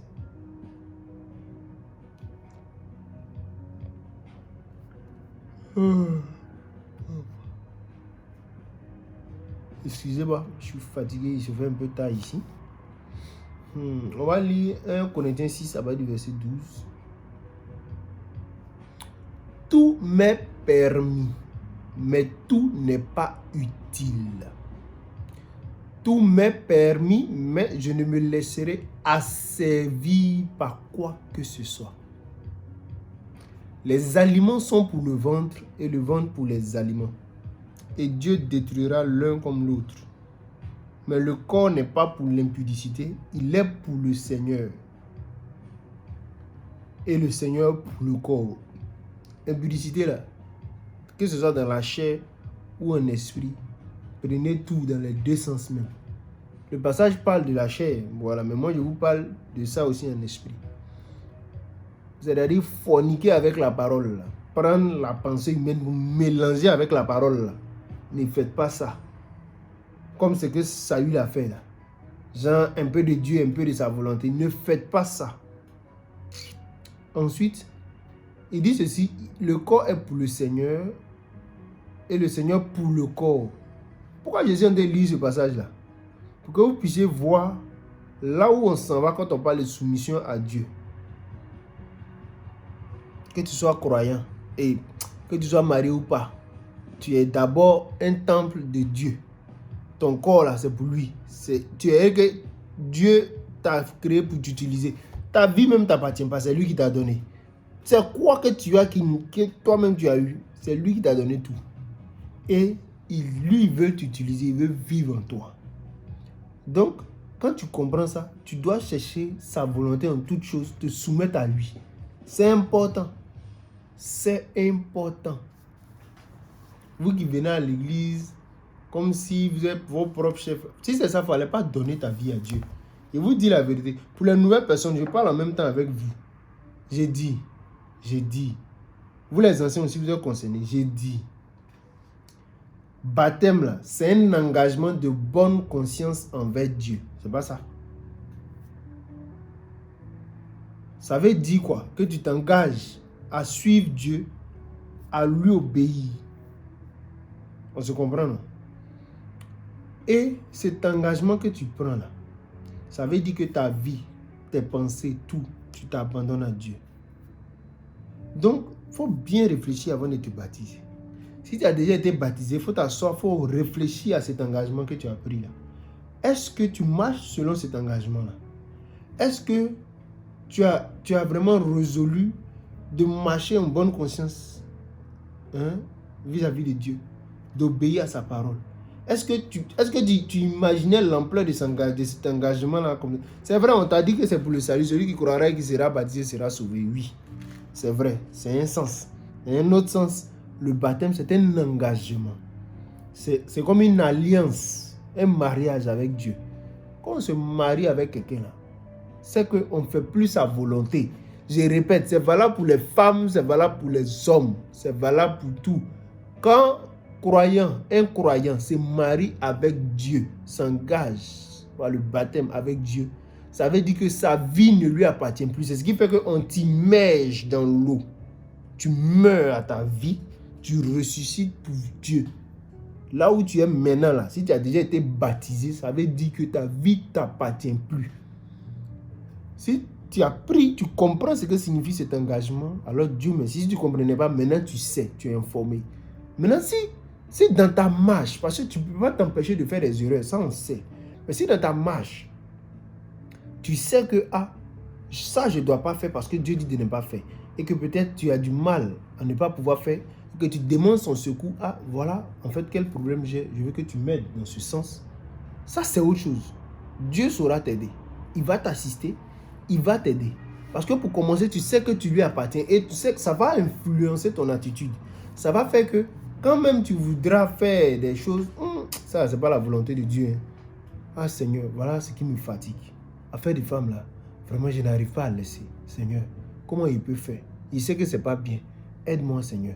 Ça, c'est quelqu'un qui a compris que sa vie là, ça ne lui appartient pas. Il est abandonné à Dieu, il s'est engagé pour Dieu. Et il cherche à plaire à Dieu. Et Dieu va le purifier par la parole, le sanctifier, renouveler son intelligence jusqu'à ce que. Mais quelqu'un qui vient, on est déjà sauvé.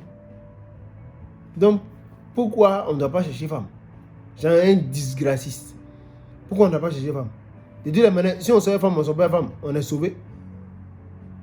Ça, il veut s'en tenir à ça. Il est en train de montrer qu'en réalité, il n'a pas pris, il s'est mouillé. C'est vrai, ils l'ont mouillé, ils l'ont baptisé. Mais il n'a pas pris d'engagement avec Dieu dans son cœur. Parce que, frère, si votre engagement est sincère, Dieu sait que sans la nouvelle naissance, vous ne pouvez pas obéir à sa parole. Dieu le sait. C'est vrai, on vous disait non, il n'y a personne qui peut respecter la parole de Dieu. C'est vrai.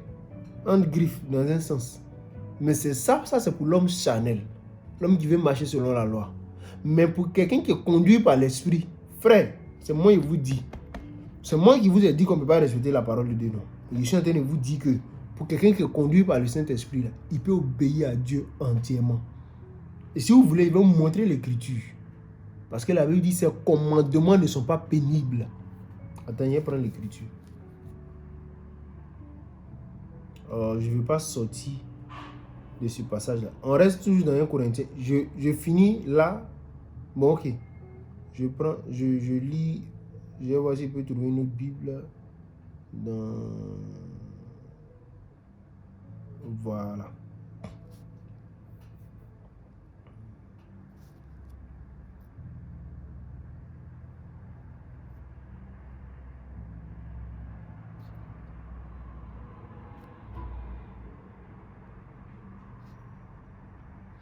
Jésus disait quoi? Celui qui même garde mes commandements, non? Voici ce que Jean dit. Il dit, quiconque croit que Jésus est le Christ est né de Dieu. Et quiconque aime celui qui l'a engendré aime aussi celui qui est né de lui. Et si tu aimes Dieu, tu aimes ton frère. Bref. Nous connaissons que nous aimons les enfants de Dieu lorsque nous aimons Dieu et nous pratiquons ses commandements. Non, il n'y a pas quelqu'un qui peut respecter ça. Là, on parlait pour que tu sois rassuré au sujet du salut.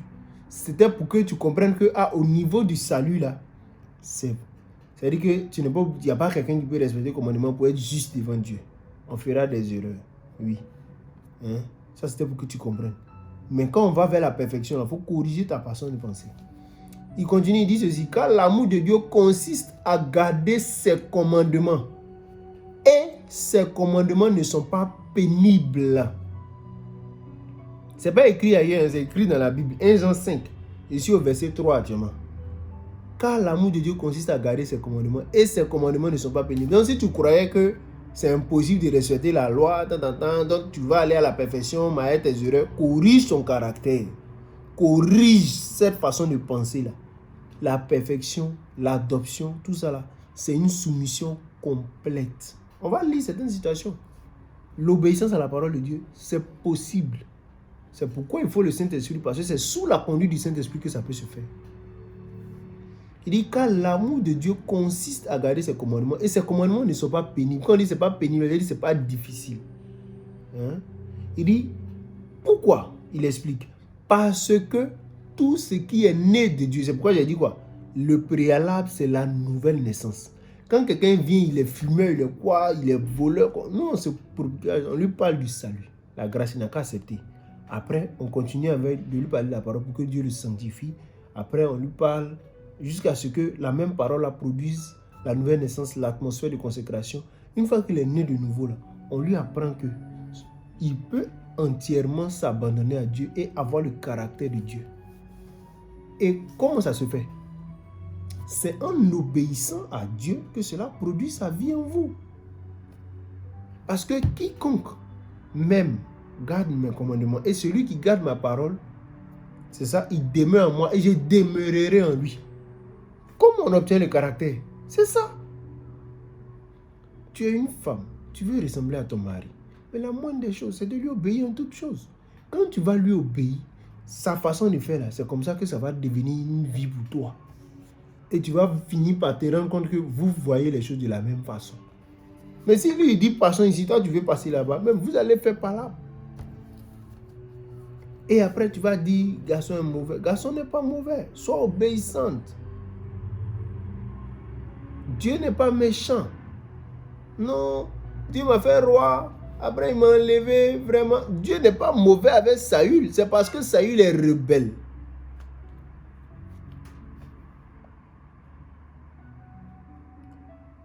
Car l'amour de Dieu consiste à garder ses commandements. Ses commandements ne sont pas pénibles.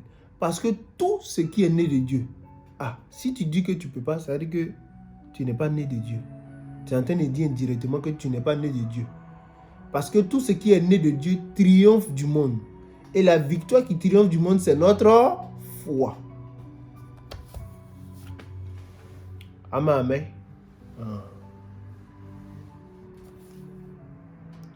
Les Chinois disent Mingba Elema. Il dit, est-ce que tu as compris? Mingba Elema.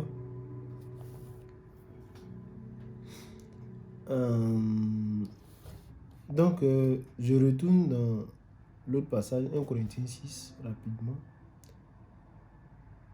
Et il dit, et Dieu qui a ressuscité le Seigneur, ce verset 14 maintenant, nous ressuscitera aussi par sa puissance.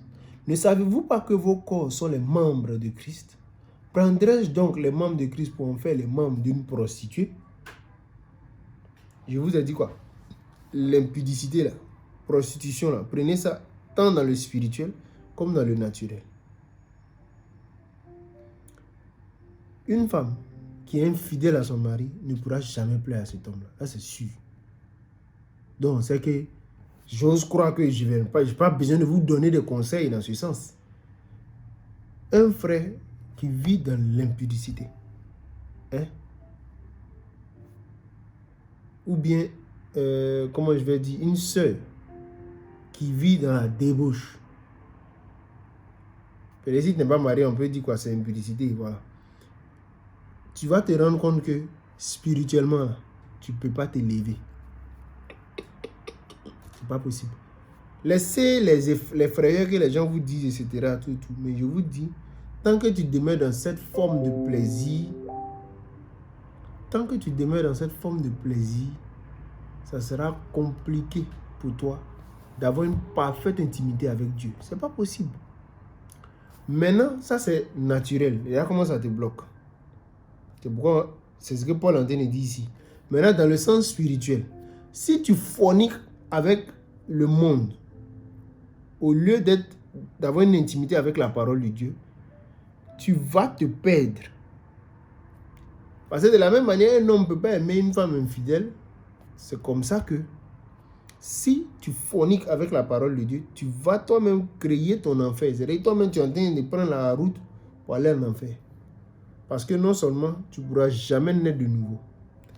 Et si tu n'es pas né de nouveau, ça reste un griffe encore. Tu n'auras jamais Dieu en toi, ça c'est sûr. Parce que quiconque va plus loin et ne demeure pas dans la doctrine de Christ n'a point Dieu. C'est important. Ne savez-vous pas que vos corps sont les membres de Christ? Prendrais-je donc les membres de Christ pour en faire les membres d'une prostituée? Loin de là. Ne savez-vous pas que celui qui s'attache à la prostituée est un seul corps avec elle? Car, est-il dit, les deux deviendront une seule chair. Mais celui qui s'attache au Seigneur est avec lui un seul esprit. Vous avez compris maintenant, non? Parce que si tu ne t'attaches pas au Seigneur et que tu es en train de faire autre chose, tu es en train de faire quoi? Tu ne pourras jamais, c'est-à-dire le Seigneur ne pourra pas t'utiliser pleinement. Vous voyez? Même ceux qui sont mariés, regardez, à cause du fait que tu es là, tu te soucies de plaire à ta femme se soucie de plaire à son mari, ça fait que vous avez souvent des tribulations, des distractions. Vous ne pouvez pas pleinement vous consacrer à Dieu. Vous voyez? C'est pourquoi Paul dit que vous qui êtes mariés là, soyez comme n'étant pas mariés. Vous voyez? Parce que les temps sont courts. Concentrez-vous sur le Seigneur. Maintenant, je continue. Il dit, fuyez l'impudicité. Oui, ça là même, il nous exhorte dessus. Fuyez. Il n'y a pas fait de résister. Faites comme Joseph, fuyez. Et maintenant, imaginez l'impudicité dans le sens spirituel. Qu'on appelle Babylone la grande, la mère des prostituées, la mère des impudiques. Vous voyez son sort. Lisez Apocalypse 17, non, Apocalypse 18, 1, 17 et 19, là, quelque chose comme ça. On parle d'elle là-bas. Là, je me sens épuisé, honnêtement, et là, je vais juste terminer le passage. Et je pense que à la prochaine prédication, on va rentrer. Le premier point, c'est, on a dit de se soumettre à la parole de Dieu. C'est quoi la parole de Dieu? C'est quoi? La parole de Dieu, là, c'est quoi? Comment on peut savoir que ça, là, c'est la parole de Dieu, ça là, c'est pas la parole de Dieu? C'est quoi? Ça, on va en parler. Ce sera le deuxième point. Je ne m'attendais pas à ce que ce soit long comme ça, de prendre la première partie. Mais, on va en parler. Je continue. Quelque autre péché qu'un homme commette, ce péché est hors du corps. Mais celui qui se livre à l'impudicité pêche contre son propre corps. Or, ce qu'on appelle ton propre corps, là, ce n'est pas ton corps en fait. C'est le temple de Dieu. Dieu veut habiter dedans. Et si tu n'abandonnes pas ton corps, ton âme, ton être, tes pensées, tout à Dieu, Dieu ne pourra pas t'utiliser pleinement. Souvenez-vous de la chanson « Je me donne à toi pour que tu puisses m'utiliser ». Parce qu'en fait, ton corps, à un moment donné, doit devenir comme un vêtement. C'est ce que Jésus était. Il s'est soumis à Dieu en toutes choses. Il ne faisait que la volonté de Dieu. Ça faisait que même ses propres pensées étaient les pensées de Dieu. Vous voyez un peu? Donc, quand tu commets l'impudicité, c'est pourquoi j'insiste dessus, ça t'empêche d'avoir cette parfaite intimité-là avec Dieu. Il dit, ne savez-vous pas que votre corps est le temple du Saint-Esprit qui est en vous? Vous voyez, il parle de ceux qui sont nés de nouveau. Que vous avez reçu de Dieu et que vous ne vous appartenez point à vous-même. Voilà. Car vous avez été rachetés à un grand prix. Glorifiez donc Dieu dans votre corps et dans votre esprit qui appartiennent à Dieu. Donc, vous comprenez pourquoi j'ai parlé de l'impudicité dans le sens spirituel. Quand tu ne prends pas la parole, quand tu prends un peu de parole, un peu de mensonge, un peu de ta pensée, tout ça, c'est de l'impudicité spirituelle. Et dans le naturel comme dans le spirituel, ce n'est pas bon. Parce que cet abandon-là, c'est l'abandon de ton esprit et de ton corps pour Dieu, pour que Dieu puisse agir au travers de toi, pour qu'on puisse voir Dieu au travers de ta chair. Mais tant que tu n'es pas obéissant, ça ne peut pas se faire. Ça ne peut pas arriver. Ça ne se manifestera pas. Demeurez en moi, je demeurerai en vous. Comment on demeure en Dieu? C'est en se soumettant à sa parole. Tu ne peux pas penser par tes propres pensées puis penser que c'est la pensée de Dieu. Ça ne va pas agir selon ce que Dieu veut. Non. Parce que quand tu es obéissant, qu'est-ce qui se passe? Il y a un autre passage, on va lire, mais bon, je pense qu'on pourra continuer la prochaine fois. Quand tu es obéissant, c'est comme si c'était celui qui t'a donné l'ordre qui agissait au travers de ton corps. Voilà le sens de l'obéissance. Imaginez, je suis là. Quelqu'un me dit non, prends la serviette, il faut essuyer ton visage. Je prends, je fais ça. Je essuie mon visage. Maintenant il dit prends. Donne ça à celui qui est là-bas. Là. Ou bien, il me dit, ça c'est un premier ordre. On se dit que peut-être ça c'est facile. Maintenant il te dit, prends l'argent. Il n'y a pas un peu d'argent ici. Voilà. On va prendre un billet. Il dit, prends l'argent qui est là, là. Faut donner à tel frère. Je prends, je donne au frère. Qui a donné l'argent au frère en réalité? Est-ce que c'est moi ou bien c'est celui qui a demandé de donner l'argent au frère là? Qui a dit, il a dit, prends cette somme là, donne au frère. Prends 100 yuan, donne au frère.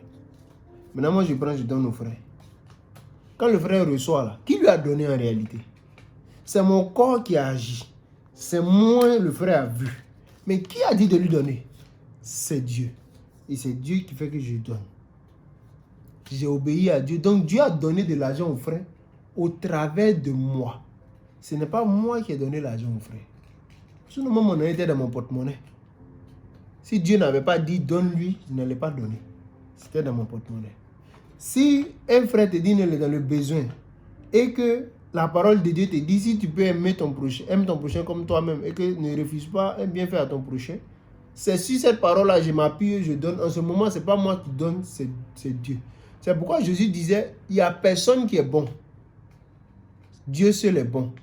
Mais quand toi, quelqu'un dit tu es bon, ça veut dire que tu fais ce qui est bon. C'est-à-dire que ce que Dieu dit de faire qui est bon. C'est que c'est parce que tu fais ça qu'on dit que tu es bien, que tu es bon. Donc, en obéissant à Dieu, vous vous rendez compte de quoi? Ce sera comme si c'est Dieu qui vivait en vous. C'est profond, hein? Il y a une citation. Quand on va arriver, il y a une question. Pourquoi se soumettre à la parole de Dieu? Il y a décortiqué là-bas. Mais pour l'instant, je vous donne un aperçu, une idée du sujet. La soumission à la parole de Dieu. C'est quoi? C'est en réalité laisser Dieu agir au travers de vous. C'est ce que Jésus était. La plénitude de Dieu habitait en lui.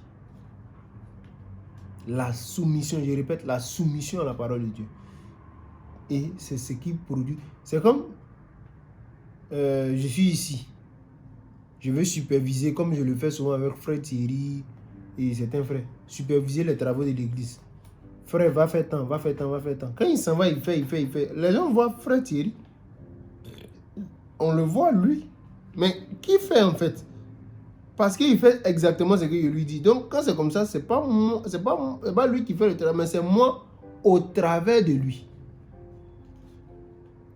C'est comme si je dirigeais les choses au travers de lui. Maintenant, remarquez, l'avantage avec cette réalité, c'est que quand j'agis au travers de lui, c'est comme s'il avait un esprit conscient à côté qui œuvre avec moi. Le mystère est grand, hein? Frère, attends, ranger l'argent, on va bien parler. C'est profond, hein, cette affaire de soumission. On va me poser tout à l'heure, ne vous inquiétez pas. Hein? Regardez, quand Dieu crée... Bon, prenons frère Thierry. Quand il s'en va faire, il fait. À la fin, qu'est-ce qui va se passer? Il va connaître comment je fais, comment j'opère. Pourquoi? Parce qu'il a appris à m'obéir, à faire les choses telles que je lui demande. Donc, il va savoir ma façon de fonctionner. Ça va faire que, si à un moment donné, je ne peux pas agir, vous comprenez? Quand il va prendre le devant des choses, pour certaines choses que j'ai déjà fait avec lui, vous aurez l'impression que c'est moi qui suis en train de faire parce qu'il va faire ça comme je fais. Et si même il va faire peut-être mieux que je fais. C'est pourquoi Jésus dit, celui qui croit en moi fera les œuvres que je fais, il en fera davantage, plus grandes. Et maintenant, je vais vous parler d'un autre mystère. Pendant que je parlais de ça, c'est venu comme ça. Quand, je n'ai pas besoin de lire, Proverbe 8, prenez, lisez là-bas. Quand Dieu dit la sagesse, pendant que l'Éternel faisait ceci, l'Éternel m'a créé la première de ses œuvres. Avant ses œuvres les plus anciennes, j'étais là, j'agissais auprès de lui. Pendant qu'il faisait la terre, l'atome de la poussière, tout, j'étais là. J'étais à l'œuvre auprès de lui. Et la Bible dit, tout a été créé par lui et pour lui. En lui, tout a été créé par lui et pour lui. Mais Dieu faisait ça comment? Elohim n'avait pas de corps. C'était le corps du Fils qu'il utilisait. Mais le Fils, lui, était soumis et il agissait au travers du Fils. Pour le Fils et par le Fils. Voilà la soumission que Dieu nous demande. La même soumission qu'il y a entre Jésus et le Père, c'est ce qu'il doit y avoir entre Jésus et l'homme. Ensuite, entre l'homme et la femme. C'est ça. C'est comme ça que c'est réglementé. Et quand c'est fait comme ça, ça veut dire que c'est Dieu qui agit selon sa pensée, selon son plan, selon sa puissance au travers de chacun de nous. Et pour que la chose puisse se faire correctement, Dieu a besoin de nous former à son image. Voilà pourquoi il nous faut obéir à la parole pour avoir ce caractère. Quand tu ne comprends pas comment faire, tu demandes. Quand on te dit fais comme ça, que tu as un obstacle et tu ne sais pas comment le faire, tu demandes et on te dit voilà comment tu dois faire. C'est comme ça que ça se passe. Il ne faut pas t'imaginer des choses. Dieu qui t'a demandé de faire quelque chose, il sait que c'est possible. Et il sait comment le faire. Quand Moïse était devant la mer, les gens pleuraient, murmuraient. Il s'est tourné devant Dieu. Ah, voilà. Le peuple se dit qu'ils vont le tuer, etc., etc. Dieu lui a dit, si je vous ai dit de passer ici, c'est qu'il y a un chemin. Pourquoi crier-tu? Pourquoi crier? Parle. Prends ta verge et tends ça. La mer va s'ouvrir, vous allez partir. Maï. Voilà. Et quand ça se faisait, les gens disaient quoi? La loi de Moïse. Quoi? Moïse a ouvert la mer en deux. Tant. Mais qui faisait ça? C'était l'Éternel. Mais l'Éternel avait besoin d'un corps pour agir. Et il fallait un corps qui lui est soumis. Dans ce sens-là, c'est lui qui agit au travers de ce corps. C'est pourquoi il avait fait de Moïse Dieu pour Pharaon. C'est pourquoi tous ceux qui murmuraient contre Moïse avaient des problèmes. Parce que c'était contre Dieu qui murmurait. Quand les gens ont rejeté Samuel, je crois bien, qu'est-ce qui s'était passé? Dieu a dit, c'est pas toi il rejette, c'est moi. Parce que le prophète qui était là en ce moment, c'était Dieu. Vous voyez? C'est ça le mystère. Et vous ne voulez pas être obéissant à la parole de Dieu. Mais comment Dieu va agir au travers de vous? Comment les gens verront Dieu au travers de vous? Je n'ai même pas encore commencé à prêcher. Je suis en train de juste poser les fondements. On a fait que lire, vous avez vu, c'était lecture seulement. La prochaine fois, on va entrer dans le vif du sujet. C'est quoi la parole de Dieu? Donc, frère, que Dieu vous bénisse richement. On va chanter ensemble ce cantique et prier que l'Éternel nous accorde de lui donner nos cœurs. Que nos cœurs lui soient abandonnés. Tu sais au fond de toi que ton ego, tu n'es pas encore mort ou tu n'es pas encore morte. Ou bien tu t'es baptisé, ça fait des années. Mais tu sais au fond de toi que tu n'as pas vraiment abandonné toute ta personnalité à Dieu. Tu ne t'es pas encore donné entièrement à Dieu. Prends l'engagement maintenant. Renouvelle ton alliance avec Dieu. Prends l'engagement maintenant de changer cette attitude. Comment on va dire ça? De t'abandonner entièrement à Dieu. Ne le fais pas pour être béni. Ne le fais pas pour je ne sais quoi.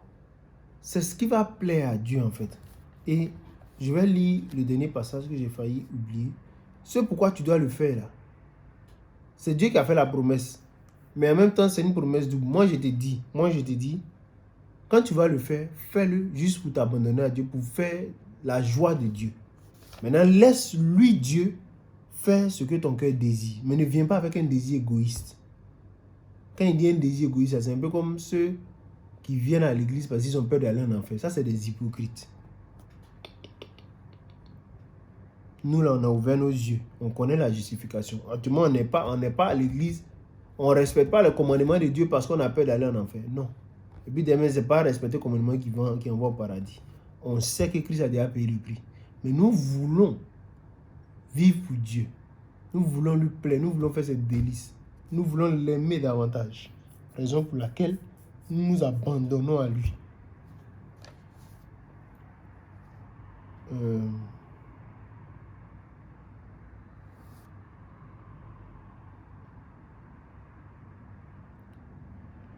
Je cherchais le psaume 37, verset 4.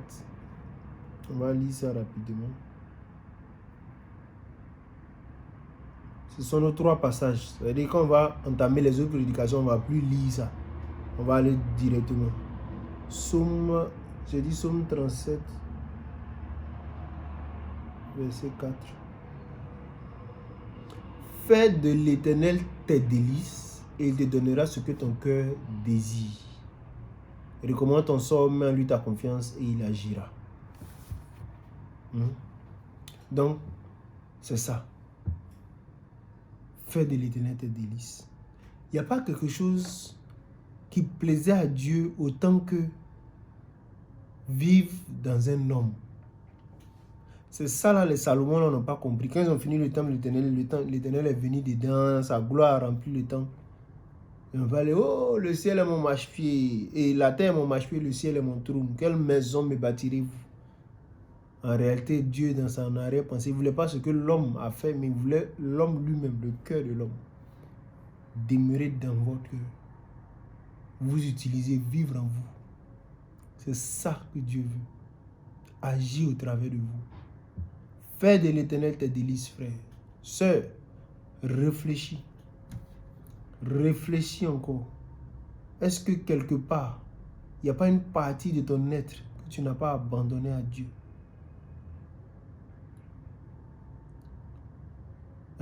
Est-ce qu'il n'y a pas une partie de ton être que tu sais que tu n'as pas encore abandonné à Dieu et que tu voudrais maintenant, pas sous contrainte, mais tu as réfléchi? Ce n'est pas par peur de l'enfer, ni par peur de manquer l'enlèvement, mais parce que tu sais que tu es une fille de Dieu, parce que tu sais que tu es un fils de Dieu, et que si tu ne parviens pas à te soumettre entièrement à Dieu, tu ne pourras pas être pleinement manifesté.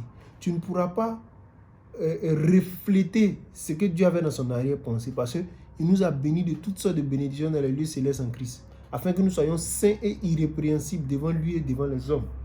Tu ne pourras pas être cette personne, cette chose glorieuse que Dieu avait à l'esprit, si tu ne t'abandonnes pas à lui, si tu ne prends pas un engagement véritable de le suivre, de t'abandonner, de te soumettre à sa parole, de ne plus marcher selon tes propres pensées, mais d'agir selon sa pensée, selon lui.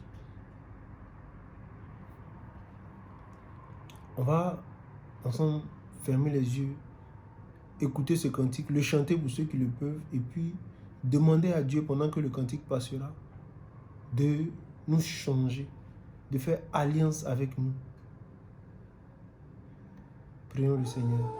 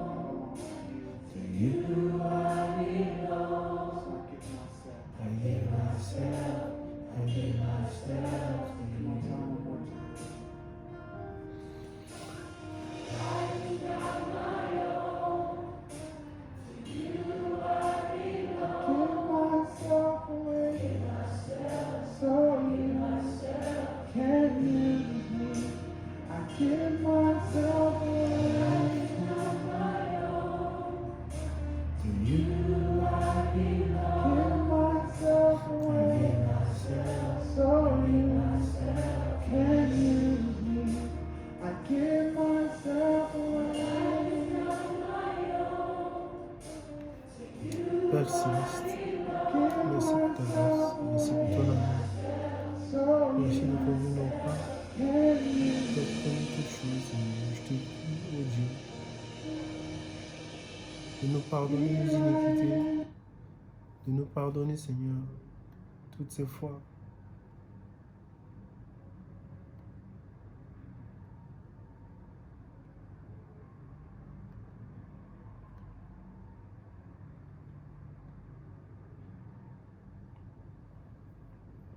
Excusez, il y a eu un petit souci là, donc ça a viré sur une publicité.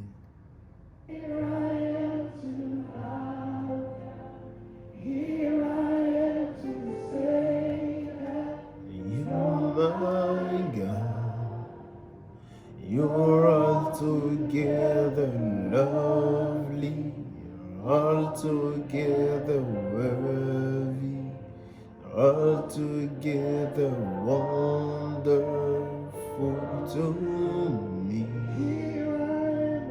Here I am to worship, here I am to bow down. Here I am to say that you're my God. You're altogether worthy, altogether worthy, altogether wonderful to me. Here I am to worship, here I am to bow down. Here I am to say that you're my God. You're altogether lovely, altogether worthy, altogether wonderful to me. Here I am to worship. Here I am to stand. Here I am to say that you're my God.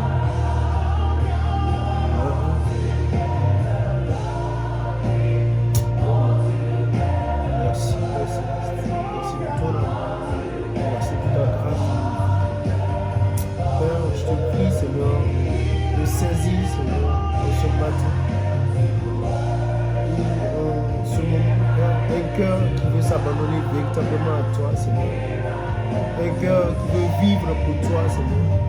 Un cœur qui avait longtemps, Seigneur, cherché à faire sa volonté, qui avait longtemps trouvé des excuses pour vivre, Seigneur, dans le péché, qui avait trouvé des excuses pour faire des choses qui n'étaient pas correctes, en se disant qu'il n'était pas possible d'obéir à la parole, de trouver des choses, Seigneur. Père, je te prie, Seigneur, de pardonner, Seigneur, toutes ces erreurs passées. Et Seigneur, tout ce qui est retombé, tout ce qui est conséquent, Seigneur, puisses-tu, oh Dieu, nous pardonner cela.